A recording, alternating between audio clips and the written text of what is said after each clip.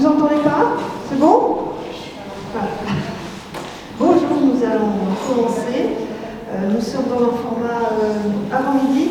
Je vous rappelle, c'est une restitution de travaux achevés récemment ou encore en cours que l'on mène à l'agence d'urbanisme. Le sujet d'aujourd'hui, il s'agit du patrimoine. Nous avons des missions pour l'agglomération mulhouse également dans le sud d'Alsace. On vous en parlera un peu plus. Je me présente, je ne me suis pas présentée, je suis la directrice de l'agence, Viviane Legoc. À mes côtés qui vont faire la présentation, Christelle Barbier, qui est architecte urbanisme et qui, vous la connaissez peut-être, elle travaille beaucoup sur les questions de planification, mais pas que. Scott, Belluy. Et Tristan Sieder, qui est plus récent à l'agence, mais certains le connaissent peut-être, il vient de la CEA directement, bien formé, voilà. Et qui est aussi architecte urbaniste avec un focal patrimoine, parce que voilà, c'est marqué, donc on l'utilise aussi, mais pas que ces compétences-là. Donc à l'agence depuis 6 mois. Voilà. Donc je leur laisse la parole. À peu près combien de temps de présentation vous avez? 35, voilà. Et ensuite, questions-réponses.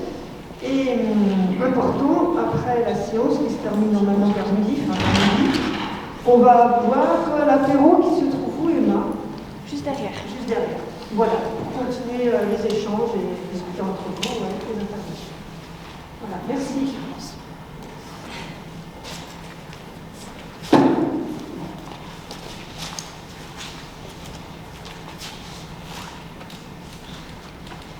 Alors, écoutez, je vais ouvrir le bal. Bienvenue à tous. Donc, le sujet du patrimoine, on a travaillé à plusieurs reprises dessus ces dernières années. Donc, on va vous présenter, Tristan et moi, les publications passées et les travaux en cours. Donc, sur le patrimoine. Alors, le patrimoine a un intérêt tout particulier.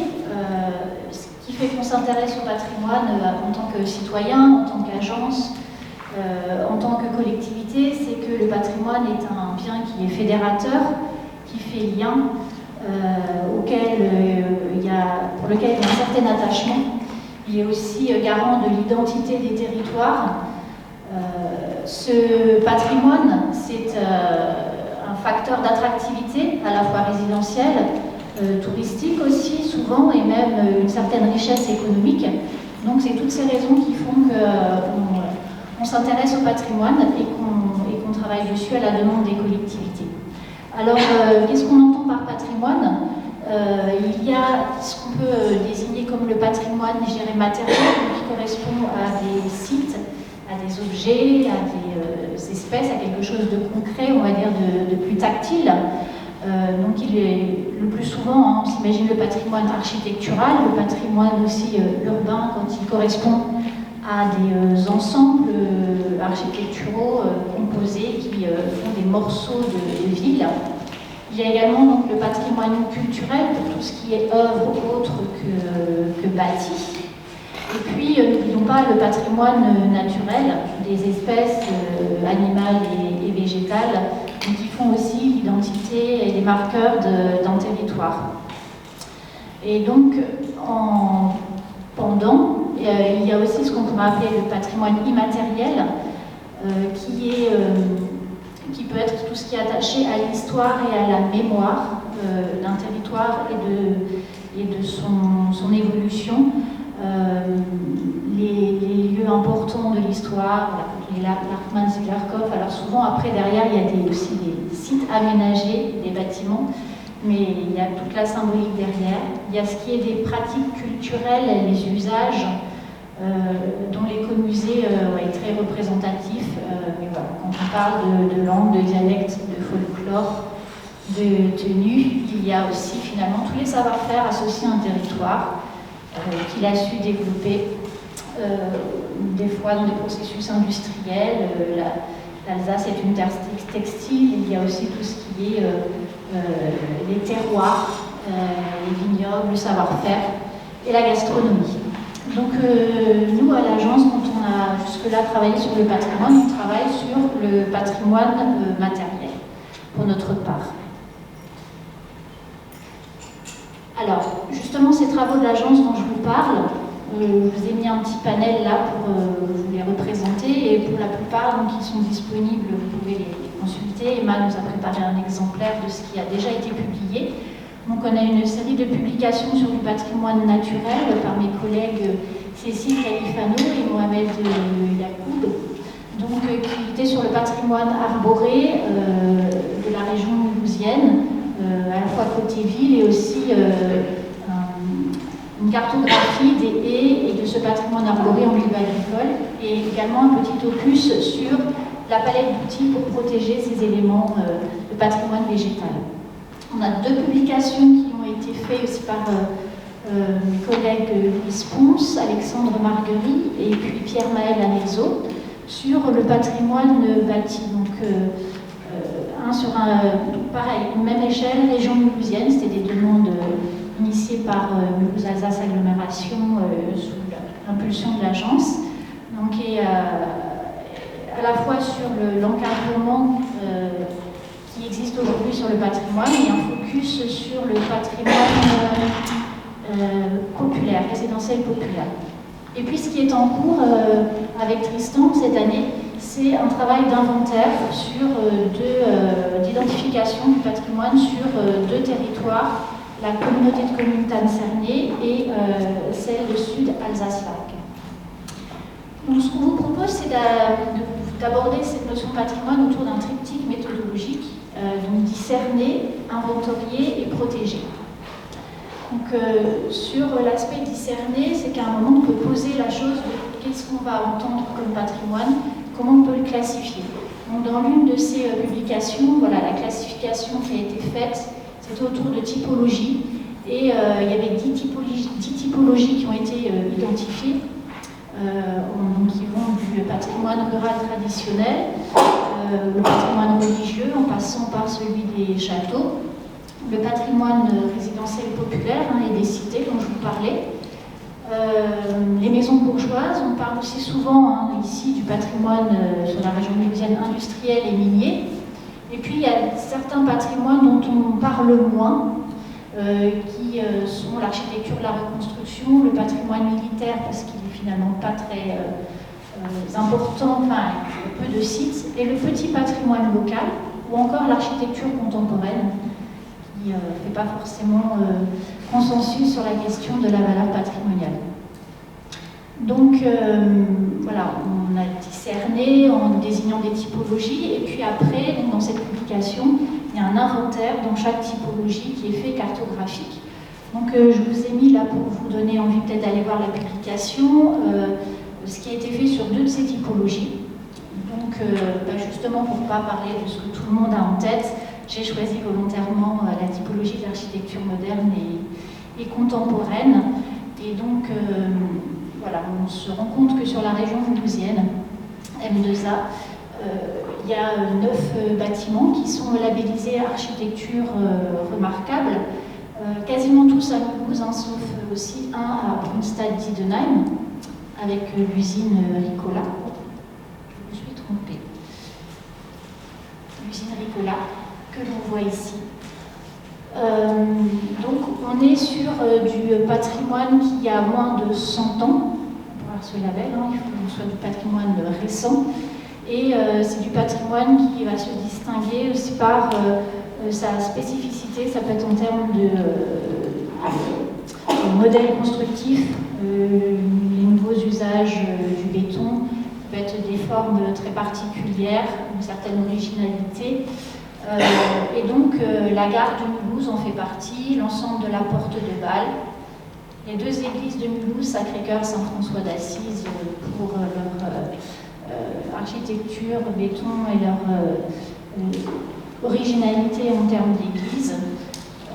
Voilà, donc je ne vais pas tout vous citer. La cité manifeste, vous voyez par exemple, excusez-moi pour la cité manifeste, dans ce qui est récent et encore plus récent, la salle d'escalade qui intègre un autre site patrimonial qui est celui de DMC d'une autre époque. Donc sur cette typologie-là, voilà, Et je vous invite donc aussi, je vous ai mis cette autre typologie, patrimoine résidentiel populaire, puisqu'il y a la deuxième publication de l'agence qui fait un travail plus fin sur le sujet. Donc ce qu'on entend par le patrimoine résidentiel populaire, ça va être ce qui est en fait tous les logements qui font un peu masse, donc qui vont être les ensembles des cités minières ou des cités ouvrières qui ont été construites dans ce territoire très marqué par le développement de l'industrie, mais également les ensembles de logements sociaux qui représentent aussi une époque et une manière de construire et de loger de nombreux ouvriers. Mais justement, dans ces immeubles, dans cette population ouvrière, il y a aussi pas que des maisons, pas que du carré mulhousien, on va dire, mais il y a aussi des immeubles ouvriers plus urbains. Voilà. Et puis des ensembles plus récents, comme les coteaux, qui sont d'autres types de logements populaires. Donc, on en a, alors, concernant les cités minières, qui sont aussi une spécificité dans notre territoire, avec le bassin potassique, elles sont au nombre de 17, elles concernent 12 communes, donc c'est un enjeu aussi important dans le paysage et dans la prise en compte dans les documents d'urbanisme. Justement, alors les documents d'urbanisme, c'est un des outils de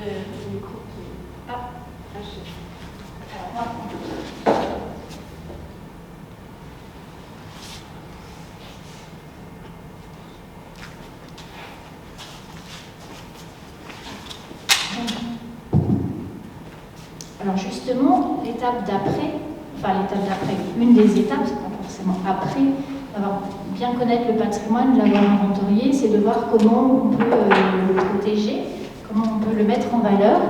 Et dans ces outils de protection et de mise en valeur, il y en a plusieurs. Alors le constat de nos travaux, c'était de dire qu'il y a quand même pas mal de protections aujourd'hui qui existent, de dispositions, mais qu'elles sont perfectibles. Alors il y a deux entrées dans deux volets. Pour la protection, il y a ce qui est lié au code du patrimoine, donc avec ce qu'on peut connaître, le classement, soit en site patrimonial remarquable, soit en monument historique, classique ou inscrit. Donc sur le territoire de M2A, ça concerne 2 sites pour les SPR, sites patrimoniaux remarquables, qui sont sur Mulhouse. Et puis pour ce qui est monument historique, il y en a 60. Et sur les 60 dans M2A, il y en a 35 qui se situent sur Mulhouse même. Ensuite, on parlait de l'architecture contemporaine tout à l'heure. Il y a aussi un dispositif de label qui permet de mettre l'accent sur des sites qui peuvent être paysagers, parce que c'est le label jardin remarquable, ou des villes dans leur ensemble, ou des bâtiments, et qui permettent de mettre un focus et de pouvoir signaler l'importance sans être dans un dispositif de classement avec des obligations plus restrictives dans l'évolution des constructions ou des sites. Et puis l'autre champ d'action, c'est via le code de l'urbanisme, avec les documents de planification qui permettent d'indiquer des prescriptions, des orientations, des objectifs. Donc sur la région mulhousienne, le schéma de cohérence territoriale, qu'on appelle le SCOT, qui couvre l'ensemble du territoire, qui est un document qui a défini des objectifs et des orientations de protection du patrimoine, avec une cartographie également, et qui renvoie ensuite aux plans locaux d'urbanisme, les PLU, PLUI, l'impératif de devoir traduire de façon plus concrète des dispositions de protection. Et donc sur la région mulhousienne, on a 35 PLU en vigueur, on a un PLUI qui est en train de se faire, qui remplacera à terme l'ensemble des PLU. Et puis il y a aussi, ici en Alsace et à Alsace même Moselle, via le droit local, la possibilité de rédiger des règlements municipaux, un règlement municipal des constructions à l'initiative des communes. Et c'est une disposition aussi réglementaire qui va s'appliquer aux autorisations de construire. Et ça permet donc d'intervenir sur des mesures, enfin, d'inscrire des règles liées soit à la sécurité, à l'hygiène ou à l'esthétique locale. Et c'est pour ça qu'on retrouve aussi dans ces RMC souvent des dispositions de protection du patrimoine au titre de l'esthétique locale. Voilà. Donc dans la publication sur le patrimoine résidentiel populaire, c'était ces enjeux-là qui sont ressortis. Et c'est une sorte de liste des points de vigilance à avoir pour continuer à travailler sur les documents de planification ou sur de la sensibilisation, notamment dans le cadre du PLU intercommunal de M2A qui est en cours. Et donc, voilà, j'ai illustré quelques-uns de ces enjeux, mais c'est vrai que le patrimoine, ces bâtiments-là ont à évoluer. Souvent parce qu'ils datent d'une époque où on n'avait pas les mêmes besoins en termes d'usage des lieux, souvent petits. Donc toutes les extensions et transformations peuvent très vite altérer aussi le caractère initial. Il y a tout ce qui est aussi extérieur au bâtiment, mais comment on occupe la parcelle, comment on la clôture. Et puis il y a bien sûr la question de la rénovation thermique qui est souvent pointée. Et puis dans les nouveaux usages, la voiture qui n'existait pas autant ou pas du tout à l'époque, et de certaines constructions, ce qui fait qu'aujourd'hui, voilà, on peut rajouter des garages, des carports, et comment on fait pour qu'on ne perde pas l'identité initiale. Voilà.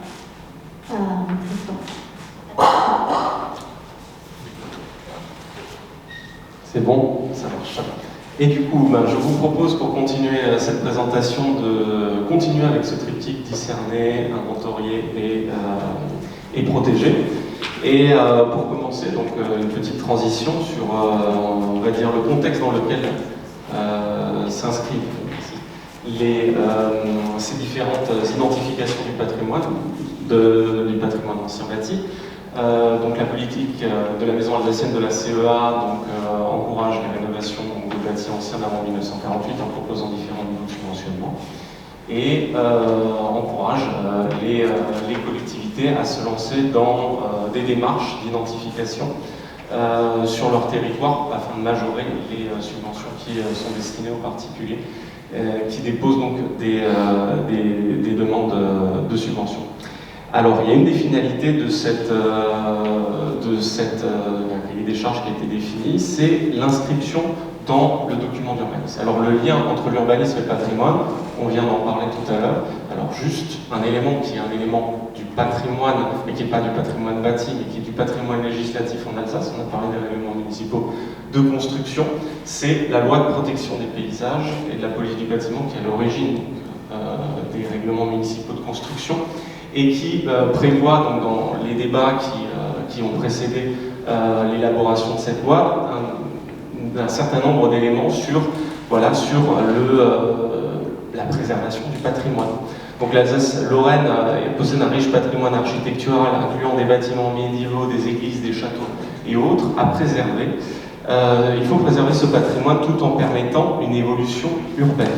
Et donc c'est des choses qui font être assez écho en fait à des débats qu'on a en fait continuellement, qui reviennent et parfois qu'on redécouvre en se disant ah oui, ça c'est une nouvelle idée, mais parfois c'est des préoccupations qu'on avait de temps en temps.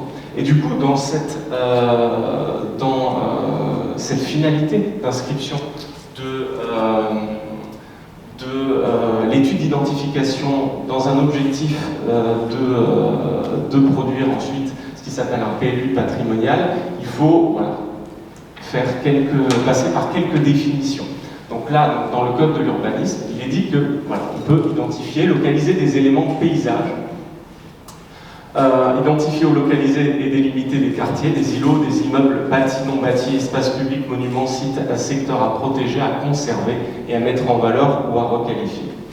Et donc, derrière l'élaboration de ces cahiers des charges, de ces méthodologies de travail, il y a l'idée que, il faut répertorier, discerner, on va dire, ce qui est de l'îlot, ce qui est du bâti, ce qui est du non-bâti, et ce qui est destiné à être protégé, conservé, mis en valeur, puisque la production de cette donnée est à finalité donc de protection et de mise en valeur. Et le cas échéant, avec des prescriptions de nature à assurer la préservation, la conservation et la restauration. L'article s'arrête là. Il y avait préalablement un autre article sur les plans d'occupation des sols qui permettait aussi déjà de faire ce genre de choses, qui était beaucoup plus précis. Là, la possibilité est laissée à ceux qui élaborent les plans locaux d'urbanisme de choisir un petit peu la méthode qu'ils vont faire pour protéger le patrimoine en plus de ce qui est permis par le Code du patrimoine. Et ensuite, il y a d'autres choses spécifiques plutôt, je vais passer vite là-dessus, sur les permis de démolir, où là encore, il y a cet élément de justification. C'est-à-dire que la protection d'un bâti qu'on ne doit pas démolir plutôt qu'un autre qu'on peut démolir, elle se fait sur la base donc d'une justification, parce que sinon c'est un abus de pouvoir, de dire toi tu peux pas, non, il faut que ça s'étais sur quelque chose. Donc, il y a différents PLU qui mettent en place des définitions sur la manière dont ils classent le patrimoine en fonction de son importance. Et est-ce que ce sont des éléments ponctuels, un bâtiment, une façade, ou encore plutôt un élément de morphologie urbaine, c'est-à-dire un quartier ou un épanage à préserver, une ligne, un alignement. Parfois, cette protection du patrimoine, elle ne porte pas sur l'intégralité du bâtiment, ce sont des éléments en particulier qui sont intéressants. Quelque chose aussi à prendre en compte, c'est que tout ne fait pas patrimoine, et sur un bâtiment, on n'a pas un objet qui a été figé dans le temps, qui est arrivé du XVIIIe siècle sans aucune modification.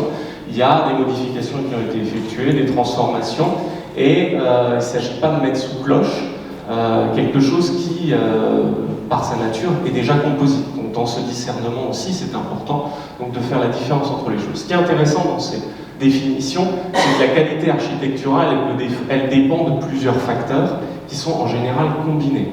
Et c'est quelque chose qu'il faut retrouver donc, dans les fiches qu'on élabore, c'est-à-dire en quoi la qualité est exceptionnelle, pourquoi, et quels sont les différents éléments qui le permettent de l'étayer. Donc on voit que ça peut être architecture, histoire, parfois le bâtiment est vraiment quelconque, mais il est lié à une personnalité importante. Parfois on a une période historique ou un aspect technique de la construction qui retient l'attention, et même si esthétiquement le bâtiment n'est pas exceptionnel, même s'il n'a pas de colombage, il y a peut-être un objet qui peut être intéressant. Ce qui aussi définit l'intérêt d'un bâtiment, c'est sa situation, parce qu'il est visible dans l'espace urbain, et il y a toujours la question derrière, c'est dans quelle mesure la destruction ou la modification inconsidérée de ce type de bâtiment va engendrer des conséquences sur le paysage urbain. On enlève ce bâtiment-là, il était au sommet d'une colline, il était visible à une dizaine de kilomètres, on a un impact fort, et cet impact aussi se mesure dans la manière dont on élabore ces méthodes. Donc on s'appuie aussi sur des techniques qui ont été élaborées. Donc la méthode ERIC, pour identifier des biens exceptionnels, remarquables, en rapport avec leur intégrité et leur contextualité. Donc c'est une méthode qui a été mise en place dans le cadre du classement UNESCO du Pays de la Loire et qui a fait travailler donc, des chercheurs, les services de l'inventaire de l'État, la Direction régionale des affaires culturelles, des communes, des associations, et enfin avec une large concertation. Donc c'est une méthode qui est souvent citée en exemple comme étant, on va dire, un idéal vers lequel tendre, parce que c'était vraiment quelque chose d'assez important. Ce qu'elle questionne aussi, c'est l'acceptabilité derrière cette identification. C'est pas juste quelqu'un qui le fait tout seul dans son coin, avec son propre regard d'architecte ou pas. Il y a l'idée quand même que on s'appuie aussi sur un retour du terrain, sur les habitants. Il faut aussi qu'ils puissent s'approprier cette question du patrimoine, parce que sinon on risque de passer à côté des choses. Et c'est pour ça qu'à chaque fois, il y a Ensuite, il y a des méthodes. On doit utiliser un vocabulaire qui est normalisé, faire attention que tout le monde parle la même langue. Il y a des mots qu'on va utiliser de manière parfois peut-être impropre, qui vont renvoyer à des réalités différentes. Je parle par exemple du mot immeuble, qui, si on est un juriste, désigne quelque chose qui ne bouge pas, qui, dans le langage courant, désigne un bâtiment avec plusieurs étages et plusieurs appartements. on voit déjà qu'il peut y avoir des confusions. Donc cette normalisation du vocabulaire est très importante pour pouvoir être en capacité d'engager une discussion, un échange avec une société d'histoire, avec le service régional de l'inventaire, un centre d'interprétation d'architecture du patrimoine, et aussi être en capacité de mobiliser les ressources que ces derniers produisent. C'est-à-dire qu'une partie de la légitimité de la méthode d'identification repose aussi sur qu'est-ce qui a déjà été produit sur le bâtiment. On n'arrive pas sur la Lune. Il y a souvent des choses qui ont été produites, des connaissances qui ont été faites. Donc en Alsace, donc, nous avons, comme dans le reste de la France, le travail du service régional de l'inventaire. Nous avons encore une petite spécificité locale, c'est que nous avon la Denkmalarchiv, qui est un travail d'inventaire du patrimoine qui a été effectué à partir de la fin du 19e siècle et qui est un témoignage assez intéressant puisqu'on a des photographies anciennes de bâtiments, on est renseigné commune par commune et on peut voir des évolutions dans des communes qui ont subi des destructions à cause de la guerre ou de grandes modifications dans les années 60-70. On a des choses qui sont assez intéressantes là-dedans. Et enfin, voilà, les inventaires topographiques du service régional de l'inventaire. Donc là, c'est présenté de manière un peu simple, mais souvent, on a affaire à des archives qui sont pas numérisées. On a des méthodes d'inventaire qui changent avec le temps. On arrive sur un territoire où on peut avoir un patrimoine qui est identifié de manière très différente. Et donc, il y a aussi un travail d'interprétation de la donnée qui est important, et en menant en concertation avec ces gens. Donc, sur l'inventaire, le travail de terrain. Donc, plusieurs choses. On va regarder des photos et avec quelques commentaires. En reprenant ces critères, Eric, sur la contextualité et sur l'exceptionnel. Donc, bon, un monument historique, en général, voilà, un bâtiment iconique, c'est des choses qui semblent assez évidentes, qu'il faut qu'elles figurent dans une liste. Sur le patrimoine, c'est un bien immobilier, c'est un bâtiment où, on va dire, il y a un fort attachement des habitants. Là, on a l'office du tourisme qui est dedans, il est sur les plaquettes de la ville. Ça paraît assez évident, mais vous verrez après, il y a un petit piège sur ce bâtiment. Ensuite, donc, voilà, des biens pour lesquels la question ne se pose pas, et la collégiale de Thann, qui est juste à côté, qui est un monument historique depuis 1841, c'est-à-dire que c'est l'un des tout premiers en France à être classé. Bon, le débat n'est pas là. Par contre, il y a d'autres éléments qui peuvent être intéressants, moins parce qu'ils ont un caractère exceptionnel, mais plus parce que il y a un front urbain qui est assez cohérent. Il y a de la maison mitoyenne avec des boutiques en rez-de-chaussée et globalement, voilà, un alignement des corniches ou des toitures. Si vous voyez, il y a toujours des petites exceptions. Et on va avoir, c'est plutôt sur la morphologie urbaine qu'il va y avoir des choses à dire, c'est-à-dire qu'un bâtiment en moins à cet endroit-là serait moins dommageable, mais l'écriture urbaine, voilà, si on enlève un bâtiment pour y mettre un garage ou on construit en fond de parcelle, là on risque d'avoir quelque chose d'extrêmement préjudiciable pour l'image de la ville. Et ensuite on va avoir d'autres éléments qui vont, donc il faut abandonner cette idée de moche ou beau, d'esthétique, pas esthétique, pour se concentrer sur d'autres aspects qui sont importants, des aspects historiques. Là, on a une cité ouvrière à Cernay, et elle a été rénovée. Il y a des traces de rénovation, parfois voilà, des changements, des portes qui sont en aluminium, parfois on a même de l'isolation extérieure, et du coup la question, ça va être dans quelle mesure voilà, on a un bâtiment qui mérite sa place dans un inventaire aussi par l'histoire et parce qu'il raconte sur le territoire. Donc,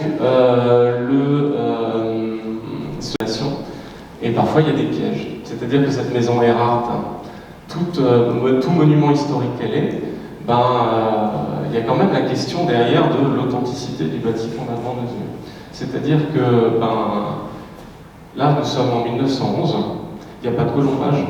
Enfin, il y en a un peu, il est caché. Mais en tout cas, il n'a absolument pas la forme qu'il a aujourd'hui. C'est-à-dire ce pignon identitaire alsacien n'est pas là à l'origine. C'est des poutres qui viennent d'ailleurs.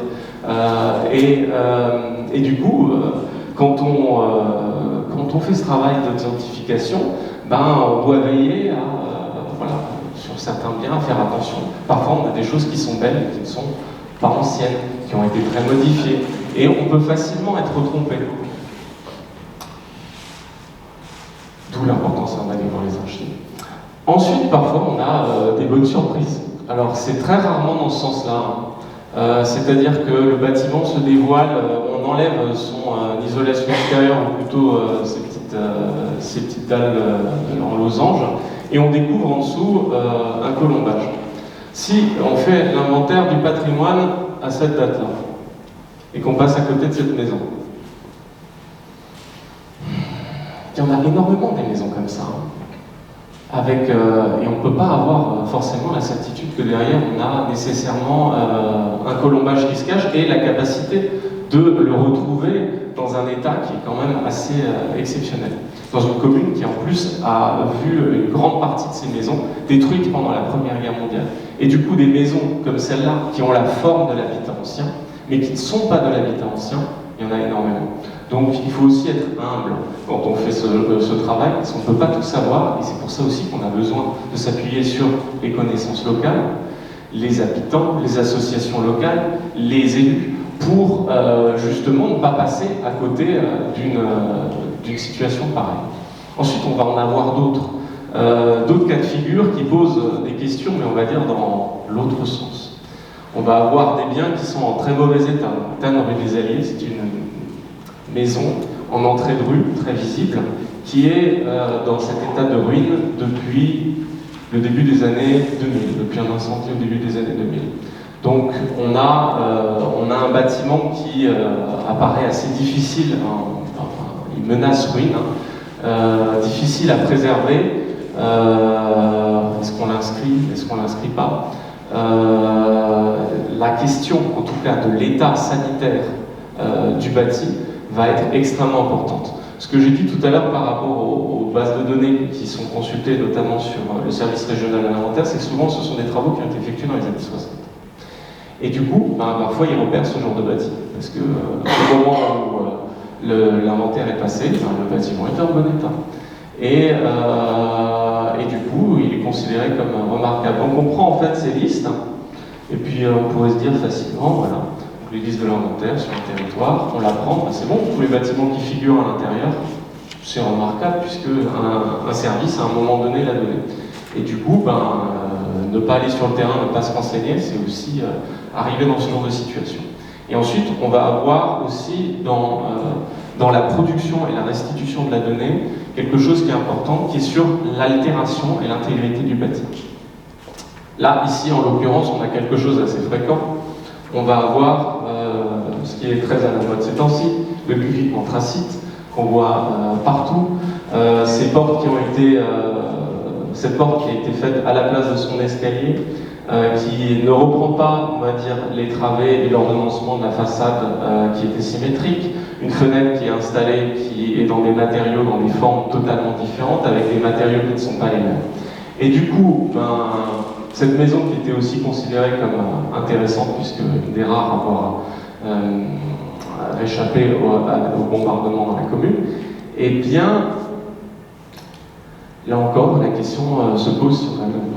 Dans la restitution de la donnée, ces informations sur ce qu'on peut constater, en tout cas depuis l'extérieur, sur l'altération ou la dégradation, c'est des informations qu'on va remonter, qu'on va restituer, et ensuite l'idée c'est d'être en capacité de produire, on va dire, une petite statistique pour se rendre compte sur tant et tant de bâtiments identifiés. Combien se situent dans des périmètres de monuments historiques, a priori sont protégés, sont couverts par le travail des architectes de bâtiments de France. Combien sont en dehors? Combien sont en mauvais état? Quelle typologie est la plus souvent dégradée? Et ce sont ces connaissances qui peuvent permettre justement l'élaboration d'une stratégie dans le cadre de l'élaboration d'un document d'urbanisme en vue d'améliorer leur préservation, leur valorisation. Et du coup, on en vient à la protection. Et j'aurai bientôt terminé. Sur un exemple que j'ai choisi totalement en dehors de l'Alsace, en Bretagne, qui est une région qui est très en avance sur ces sujets de retranscription des études d'identification du patrimoine dans les documents d'urbanisme, et qui a l'avantage de concentrer différentes stratégies en termes de protection. On va avoir parfois donc un bâtiment qui va être repéré, quelques bâtiments qui vont être repérés, et là on a donc un périmètre que vous voyez en vert, à l'intérieur duquel les jardins, et il y a des prescriptions sur les jardins et sur le bâti. En orange, ce sont des protections sur les formes urbaines, l'allure générale du bâtiment, des démolitions peuvent être admises. En gris, c'est les bâtiments qui sont récents. Et en marron, ce sont les bâtiments sur lesquels une attention plus soutenue doit être réalisée. Et du coup, ce que je vous disais tout à l'heure avec les définitions se retranscrit ici dans le document d'urbanisme, avec encore une autre subtilité, c'est le repérage du petit patrimoine qui est souvent dans l'ornière des protections, en tout cas offertes par les documents d'urbanisme. Voilà, là nous ne sommes pas dans un secteur ABF, donc c'est on va dire, c'est un filet de sécurité sans lequel il est plus difficile d'opposer des prescriptions sur une autorisation d'urbanisme. Et ensuite, une autre manière de restituer la donnée, là c'était, est-ce que c'est exceptionnel, intéressant, on va classer par ordre d'importance le patrimoine, et une autre méthode, ça peut être de considérer faire une approche par typologie, et considérer que voilà, c'est un peu délicat de dire ça c'est plus important, ça c'est moins important. Par contre, sur un moulin, sur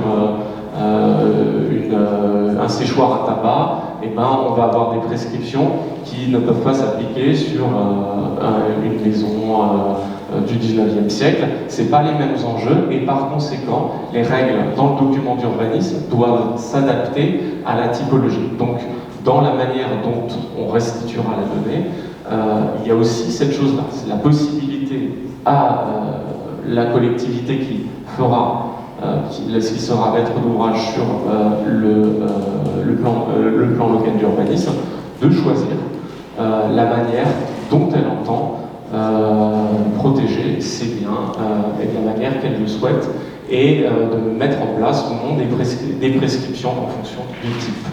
Et voilà la diapositive de conclusion avec les trois mots que nous avons repris. Donc, inventorié,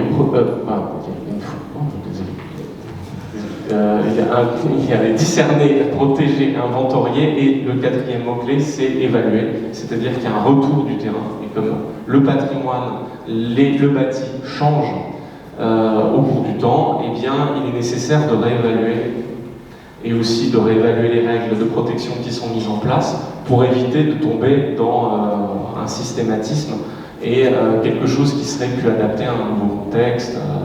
Voilà. Donc, merci.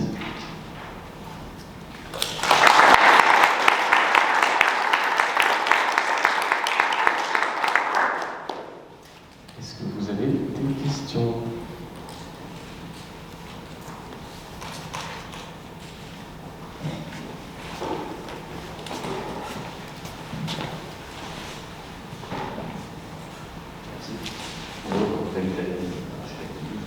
J'avais la question de comment ça se passe, quel est le degré de protection finalement de ce type d'inscription dans les PLU.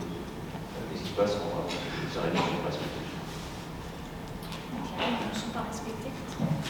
Les bâtiments par exemple protégés dans les PLU sont détruits. C'est causable.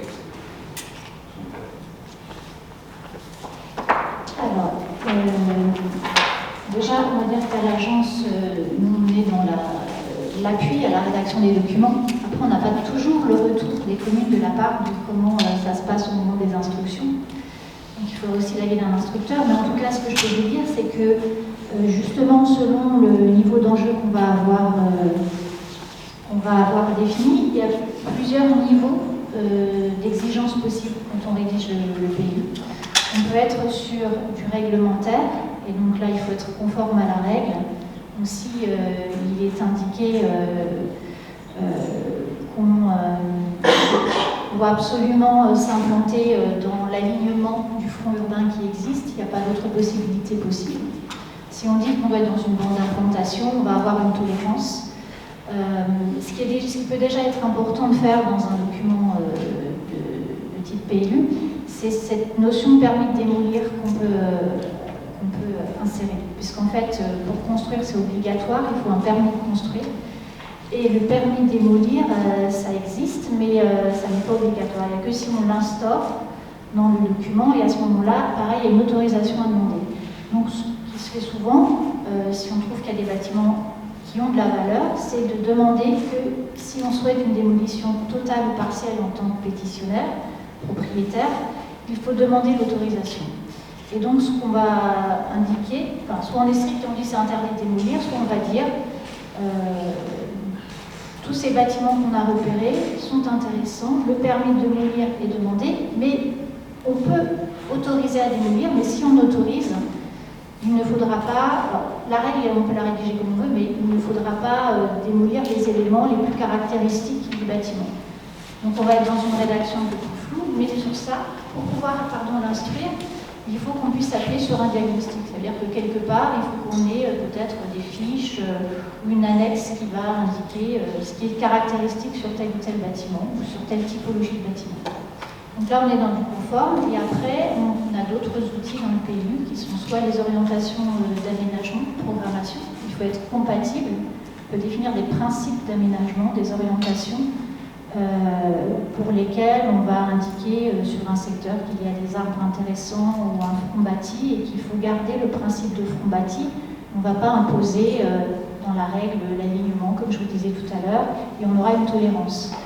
Autre chose qui existe, c'est des cahiers de recommandation. Donc, si on est dans le domaine de la recommandation, on va essayer plutôt de sensibiliser, de montrer par des images, par des textes ou des schémas ce qu'il est intéressant de faire pour pouvoir plutôt implanter un garage ou faire une extension d'une maison minière, mais on ne va pas interdire une autre façon de faire.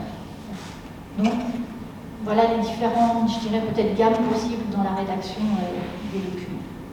À quoi ça sert une fois que c'est rédigé, que c'est inscrit, que le bâtiment est protégé? À quoi ça sert si après il peut démolir? La démolition, justement, il faudra le justifier au moment de la demande de permis. C'est-à-dire qu'on peut très bien avoir un bâtiment, c'est ce qui nous est souvent finalement opposé, c'est de dire on est tous d'accord sur l'intérêt du bâtiment protégé, mais parfois il y a des petites maisons d'ouvriers agricoles qui sont typiques, mais elles ne sont plus du tout adaptées à ce que les gens demandent aujourd'hui. Il y a peu de lumière, c'est pas haut, etc. Et voilà, et ça fait longtemps qu'elles ne sont pas habitées, c'est vacant, et donc ça coûte trop cher à rénover, ou bien il n'y a plus de place pour entrer à l'arrière avec des véhicules, donc il peut y avoir une tolérance. Ce qui peut être fait aussi, c'est démolir, garder un gabarit, par exemple, pour l'emplacement, comment les maisons étaient positionnées, mais réimaginer un bâtiment adapté aux usages d'aujourd'hui, avec de la lumière, avec une isolation qui va bien, etc.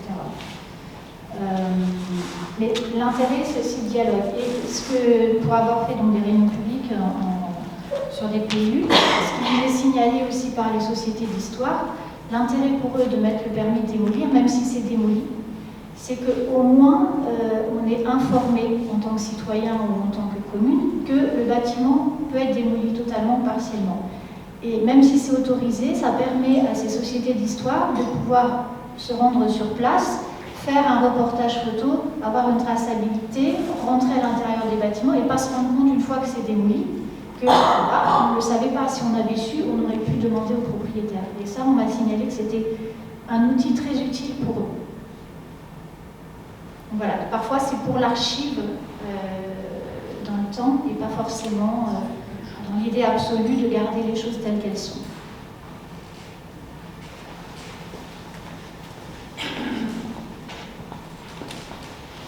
Merci. Alors, sans remettre en cause ce que vous avez dit, je voudrais insister sur un élément qui doit s'ajouter, qui est la notion de cohérence. Lorsque vous avez un bâtiment classé, l'architecte des bâtiments de France va intervenir sur tout l'espace en co-visibilité. Ça doit être exactement la même chose pour tous les autres bâtiments. C'est-à-dire l'objectif, c'est d'avoir une cohérence, parce que si vous ajoutez un bâtiment complètement hétéroclite par rapport à ce que vous avez identifié, vous aboutissez à une dévalorisation du bâtiment. C'est-à-dire à la fois vous avez une verrue qui va être perçue comme telle, et vous dévalorisez le bâtiment qui a été évalué. Ça me paraît absolument essentiel. C'est-à-dire qu'aujourd'hui, malheureusement, dans les plans locaux d'urbanisme, on voit effectivement des règles qui sont largement insuffisantes pour asseoir ces objectifs de cohérence, en particulier dans les centres historiques. Après, la question qui se pose, c'est celui du suivi, puisqu'en l'état actuel des choses, une fois que les équipes qui ont élaboré le document d'urbanisme sont parties, le maire est pas tout à fait seul, il a un service instructeur qui, lui, ne gère pas cet aspect-là des choses. Je rappelle quand même que la loi de 1993 a instauré l'obligation dans les permis de construire de donner une image de ce que l'on veut faire dans ce contexte. Ce n'est absolument pas utilisé. Ça reste un document inutile à l'heure actuelle, il me paraît absolument indispensable, mais il faudrait qu'il soit utilisé, c'est-à-dire que dans les services instructeurs, il y ait quelqu'un qui ait la capacité de dire. Après, il y a un autre élément qui me paraît important, ce serait d'avoir une vision dynamique. Alors, je sais que c'est un peu difficile, c'est-à-dire une vision dynamique avec des objectifs de retour à une cohérence quand cette cohérence a été dévalorisée. Ça suppose de pouvoir modifier, voire effacer des verrues au rythme des mutations, parce qu'il n'est pas possible de faire autrement, mais ça suppose effectivement de s'inscrire dans un temps long pour tenter de ramener finalement à une forme de cohérence, même lorsqu'on construit des bâtiments d'aujourd'hui, mais simplement il doit y avoir une règle architecturale dans ce domaine. Après, dernier élément, je pense qu'il faut faire attention aux visions trop intellectuelles. Il y a une dimension sensible. Je voudrais simplement vous donner un exemple. Quand nous avions fait une enquête sur Mulhouse, et ça remonte, il est vrai, il y a déjà un demi-siècle, c'était en 1977, les Mulhousiens rejetaient la tour de l'Europe. Est-ce que c'est du patrimoine? Je ne sais pas.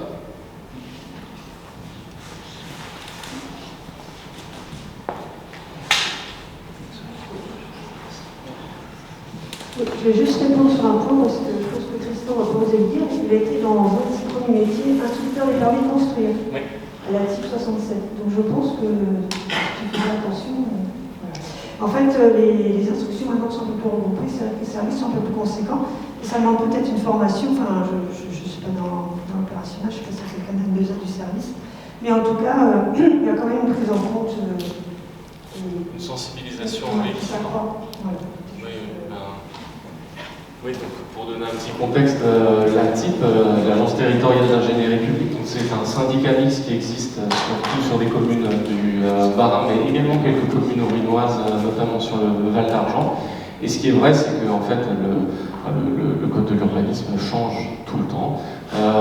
L'instruction d'une autorisation d'urbanisme aussi, les taxes d'aménagement, enfin, j'étais là un peu moins de 2 ans. Mon travail a complètement changé entre le moment où je suis arrivé et où je suis parti. Donc il y a un besoin d'acculturation permanent des instructeurs d'autorisation d'urbanisme de formation. Et il est vrai que les premiers plans locaux d'urbanisme à visée patrimoniale qui ont été faits ont souvent été faits avec les meilleures intentions du monde, mais parfois avec des formulations qui sont à double tranchant. Puisque on a des choses comme voilà, il est interdit de démolir, ce qui fait qu'en fait on ne peut pas détruire le garage qui est accolé à la maison, qui est certes intéressante, mais qui est un élément qui, au contraire, devrait pouvoir être démoli. Donc, quand dans cet inventaire, là, dans ce travail, il est important aussi de signaler ces éléments qui sont de nature à compromettre l'intégrité ou la beauté d'un édifice. Et c'est tout à fait des choses qu'on peut rajouter dans un document d'urbanisme. Et bon, dans la version, on va dire, améliorée du PLU, du plan local d'urbanisme, qui s'appelle le SPR, le site patrimonial remarqué, il y en a 2 à Mulhouse. Et même dans certains PLU patrimoniaux, je pense à celui de Tannes, où il y a des éléments qui se situent dans les anciennes douves de la ville et qui sont considérés comme des intrus, en fait, hein, dans la manière dont on peut lire le paysage urbain. Et du coup, la préconisation, c'est des pots d'autorisation d'urbanisme, de demande d'autorisation d'urbanisme sur ce terrain, équivaut à réflexion sur le devenir de cette mairie.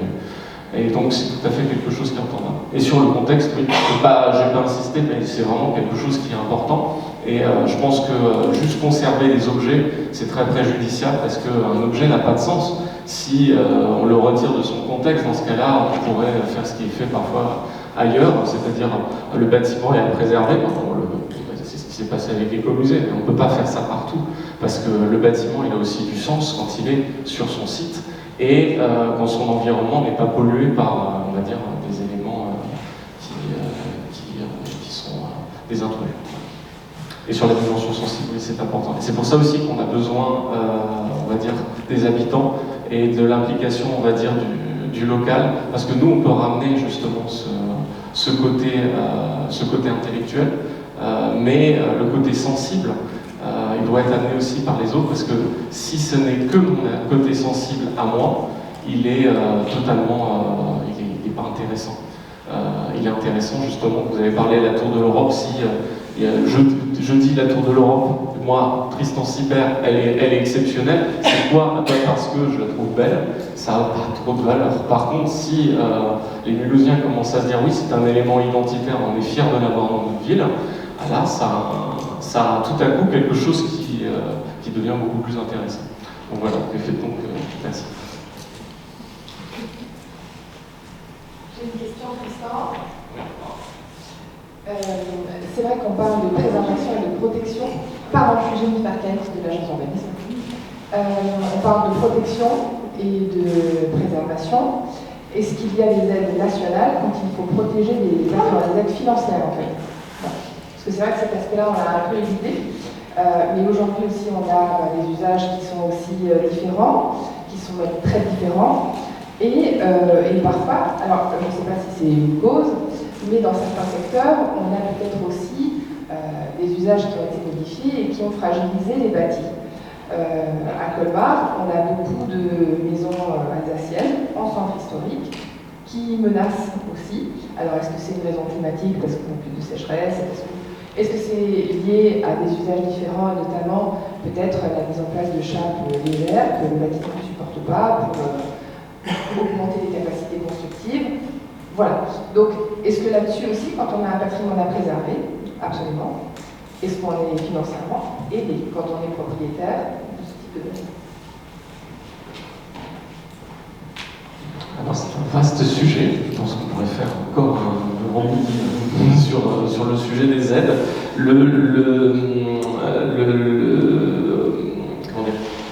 Donc il y a des aides de différents niveaux.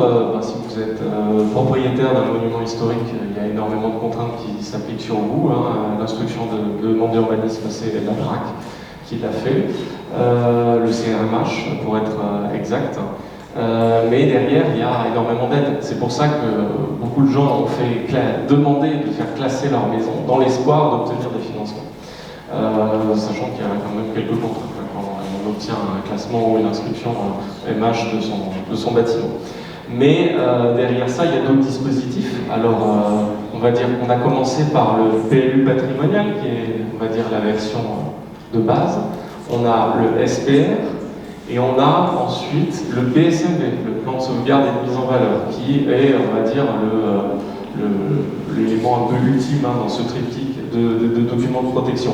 Et derrière l'élaboration d'un PSMV, il y a aussi la possibilité d'obtenir des aides.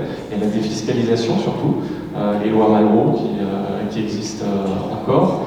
Et puis il y a surtout le travail de la Fondation du patrimoine, avec là aussi des possibilités de défiscalisation et d'aide, le loto du patrimoine, Stéphane Bern, c'est des choses qui parlent, mais qui peuvent, sur certains projets, être intéressantes. Donc je ne suis plus là pour faire la pub de la CEA, mais parfois ces aides sont cumulables, ou sont, en tout cas, il y a dans les critères pour obtenir une défiscalisation complète des travaux sur un projet, l'idée l'idée qu'il faut quand même que le travail derrière soit qualitatif et qu'il ait reçu des aides publiques qui justifient de l'intérêt du projet voilà, pour permettre de déclencher la défiscalisation à 100%. Donc il va y avoir un niveau de financement à partir duquel, plancher, à partir duquel on va engendrer, on va dire, des effets en cascade dans le bon sens en termes de financement. Et il y avait une dernière question qui était sur... C'était laquelle encore sur... Je crois que j'ai répondu à tout. Les opérations aussi d'amélioration de l'habitat. Ah oui, voilà, les opérations d'amélioration de l'habitat. Donc ça, ce sont les autres aides, mais qui du coup ne sont pas à visée patrimoniale. Et c'est là justement que ça peut coincer parfois. On a parlé de Colmar, on peut aussi parler de Strasbourg et plein d'autres villes en France où on a encouragé l'isolation thermique par l'extérieur, voilà, pour améliorer le DPE ou autre. Et on va se retrouver dans des situations où retrait de nappe, pourrissement des fondations en bois, remontée de nappe, infiltration de l'eau, remontée par capillarité, l'eau qui n'arrive pas à sortir parce qu'on a mis de l'isolation sur l'extérieur, et du coup une aide qui a été financée avec les meilleures intentions du monde peut se retrouver à être très préjudiciable pour le bâtiment. Et ça, c'est un grand enjeu pour le patrimoine qui est soumis à des exigences thermiques qui sont souvent les mêmes que pour les bâtiments neufs et qui peuvent être dangereuses. On va prendre une question et puis après on pourra continuer à échanger autour du temps convivial. Passer le micro derrière, encore intervenir. Merci. Alors je complète Mélanie Adam de la collectivité européenne d'Alsace. Du coup, je complète juste sur les aides, vu que la CEA a la politique de la maison alsacienne du XXIe siècle, et donc dans ce cadre-là, il y a le fonds de sauvegarde de la maison alsacienne et du bâti traditionnel, qui permet d'aider les propriétaires qui rénovent leur maison. Donc c'est tout le bâti d'avant 1948. Et donc l'aide peut aller jusqu'à 20% des travaux clos couverts. Et donc il y a une aide de base de 10 000 € pour les communes, dans les communes qui n'adhèrent pas, parce qu'après il y a donc les communes peuvent adhérer. Alors il y a juste dans N2A effectivement et dans le MS qui ne sont pas couvertes, c'est des zones qui ne sont pas couvertes par la délégation des aides à la pierre. Cette aide-là n'est pas possible dans M2A et dans le MS, mais les communes dans ces zones-là peuvent aussi adhérer au fonds de sauvegarde. Et du coup, là, s'il y a un cofinancement de la commune qui est assez limité, on va dire que c'est assez. On a essayé, vu les contraintes financières en ce moment, on a fait en sorte que les communes n'aient pas besoin de mettre beaucoup, mais qu'il y ait quand même un cofinancement parce que ça permet de sensibiliser aussi les élus locaux. Donc la subvention monte à 30 000 € et si la commune ou l'ECI se lance dans une démarche d'identification du patrimoine ou l'a fait, là le plafond augmente à 40 000 €. Voilà. Et juste peut-être pour compléter le triptyque, donc il y avait discerner, protéger, inventory et protéger, évaluer. Il y aurait peut-être aussi la notion d'intégrer, l'insertion urbaine, c'est-à-dire aussi comment est-ce qu'on traite la construction neuve, parce qu'effectivement il y a aussi le ZAN, c'est en débat à l'Assemblée, mais il y a la construction dans les dents creuses par exemple, comment est-ce qu'on insère la construction neuve pour qu'il y ait une insertion paysagère cohérente à l'échelle de l'îlot avec le patrimoine ancien. C'est aussi peut-être une notion à explorer et que donc dans le cadre de la politique maison alsacienne à la CEA, on a une réflexion en ce moment.